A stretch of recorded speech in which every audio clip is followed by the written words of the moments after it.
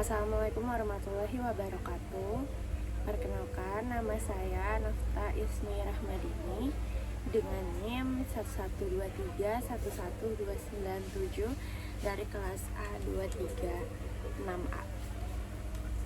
Pada video kali ini saya mohon izin kepada Ibu Langgeng untuk membuat video guna mengumpulkan tugas ujian akhir semester 6 mata kuliah komunikasi dan negosiasi bisnis.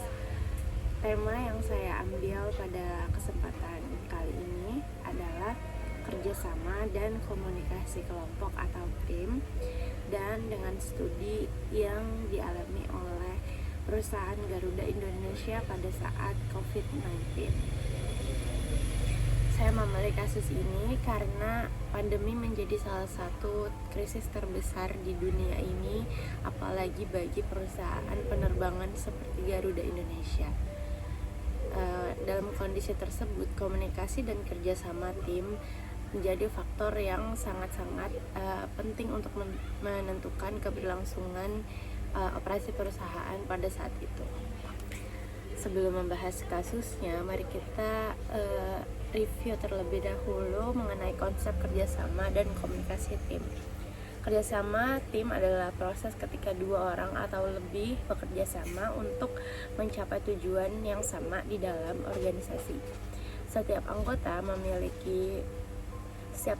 memiliki tugas atau tanggung jawab yang berbeda, sehingga diperlukan koordinasi yang baik agar seluruh pekerjaan dapat berjalan secara efektif.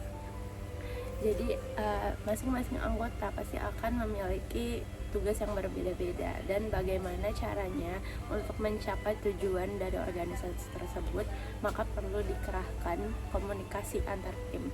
Komunikasi yang baik antar tim ini pastinya akan menentukan tujuan dari tim tersebut tercapai atau tidak. Sementara itu, komunikasi kelompok atau tim adalah proses pertukaran informasi, ide, pendapat, dan umpan balik antar anggota untuk mencapai tujuan organisasi.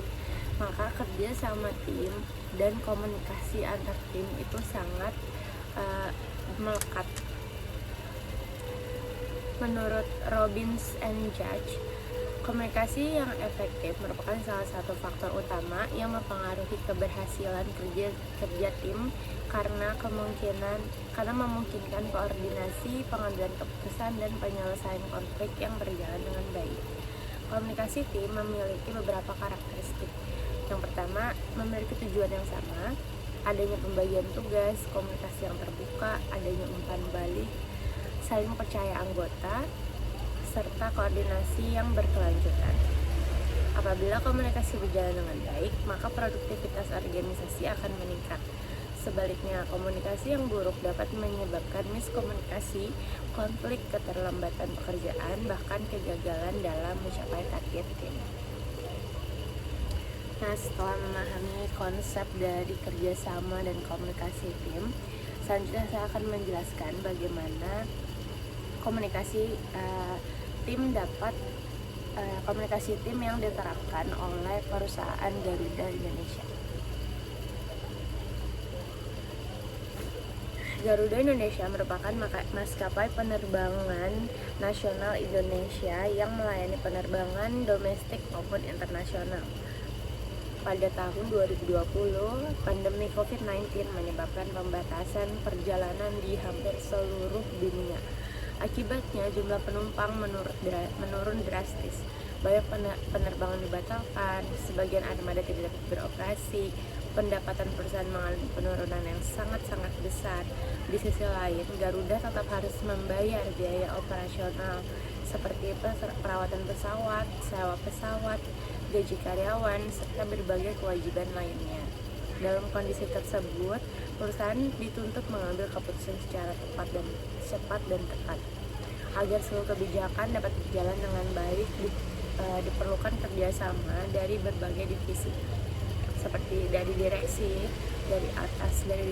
divisi operasional, keuangan, SDM, customer service, marketing, sampai public relation. Semua divisi harus saling bertukar informasi agar keputusan perusahaan dapat dijalankan secara efektif. Analisis pertama dari kasus ini adalah komunikasi vertikal. Komunikasi vertikal ini terjadi antar manajemen dan dengan seluruh divisi. Direksi memberi arahan mengenai efisiensi biaya, penyusunan jadwal penerbangan, serta kebijakan operasional secara pandemi. Sebaliknya, setiap divisi melaporkan kondisi di lapangan kepada manajemen sehingga keputusan yang diambil sesuai dengan kondisinya. Jadi ini adalah komunikasi vertikal, di mana dari direksi ke divisi-divisi yang lain, dan dari semua divisi juga melaporkan kejadian atau melaporkan kondisi lapangan kepada pihak manajemen atau direksi agar direksi dapat mengambil keputusan yang tepat untuk langkah selanjutnya dari perusahaan Garuda Indonesia ini. Selanjutnya ada analisis komunikasi horizontal. Divisi operasional harus terus berkomunikasi dengan customer service. Ketika terjadi pembatalan penerbangan, informasi harus segera diteruskan kepada pelanggan mengenai proses refund maupun reschedule. Jika komunikasi terlambat, pelanggan akan merasa dirugikan dan citra perusahaan akan menurun. Selanjutnya yang ini adalah komunikasi horizontal, di mana komunikasi ini menyebar atau komunikasi antar divisi untuk saling mengkomunikasikan kondisi yang terjadi. Seperti halnya kasus yang tadi, apabila ada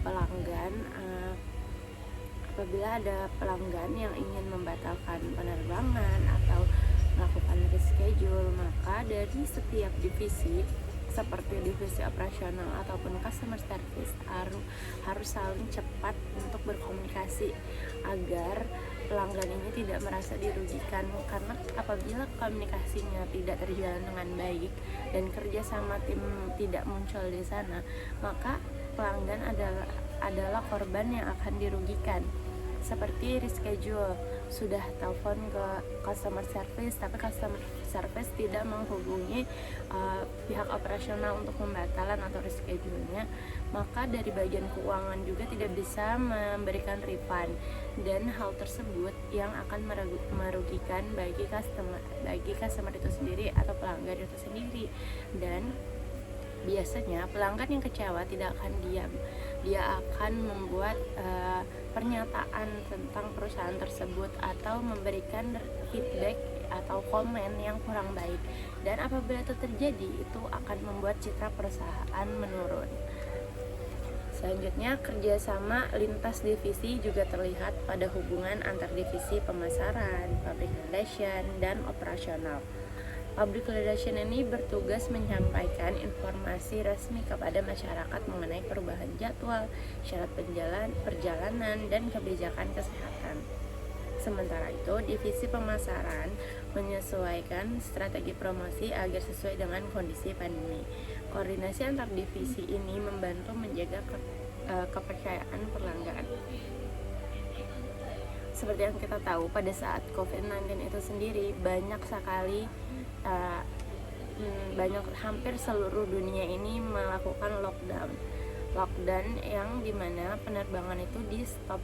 Jadi kita tidak bisa mengunjungi suatu negara atau kota, dan kita juga diwanti-wanti untuk tidak pergi ke negara atau kota lain. Kenapa? Karena saat virus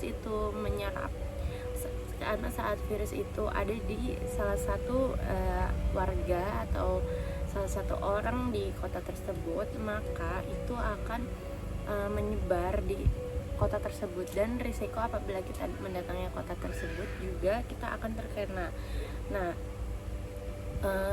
di sini divisi pemasaran, public relation, dan operasional itu harus bekerja sama, karena Aktualnya dari beberapa hari atau minggu setelah lockdown pun banyak ternyata perusahaan-perusahaan, maaf, untuk minggu atau bulan itu banyak hal yang tidak bisa ditunda. Jadi ada penerbangan pun beberapa bulan setelahnya tetap berjalan. Nah, disinilah perannya untuk public relation yang bertugas menyampaikan informasi secara resmi dari pemerintahan, memperbolehkan suatu perjalanan pesawat itu dengan kondisi khusus seperti harus vaksin dan harus swab. Jadi ini informasi yang sangat penting untuk masyarakat yang memang ada urgensi untuk berpindah kota. Selanjutnya, di sisi teori komunikasi kelompok terdapat beberapa penyebab masalah yang dihadapi Garuda, yaitu pertama, perubahan lingkungan yang sangat cepat menyebabkan informasi terus harus diperbarui. Kedua, tingginya tekanan kerja membuat koordinasi menjadi lebih sulit. Yang ketiga, banyak stakeholder yang terlibat seperti pemerintah, bandara, regulator, dan pelanggan membuat komunikasi menjadi semakin kompleks. Apabila komunikasi tidak berjalan efektif, maka dapat terjadi miskomunikasi, keterlambatan pengambilan keputusan, serta menurunnya kualitas pelayanan. Seperti yang tadi saya jelaskan bahwa banyaknya yang terlibat di dalam komunikasi ini.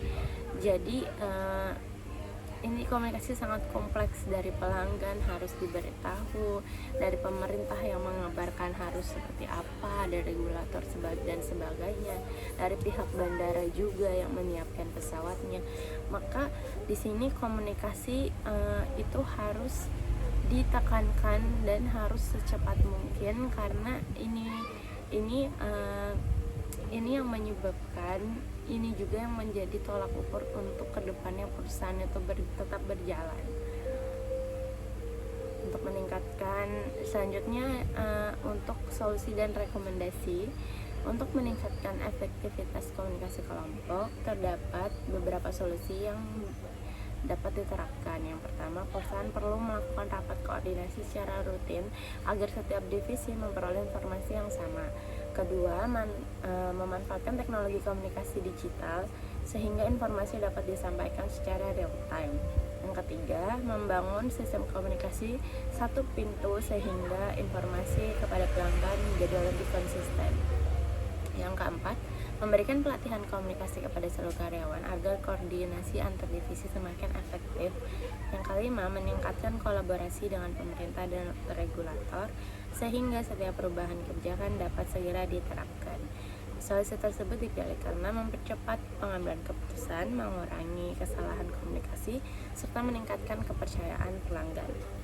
Nah, ini sangat penting untuk membangun sistem komunikasi satu pintu untuk informasi bagi para pelanggan, karena di saat COVID-19 internet adalah satu-satunya jalan kita bisa berkomunikasi, dan di internet kelemahannya banyak sekali hoax yang bisa diciptakan di sana.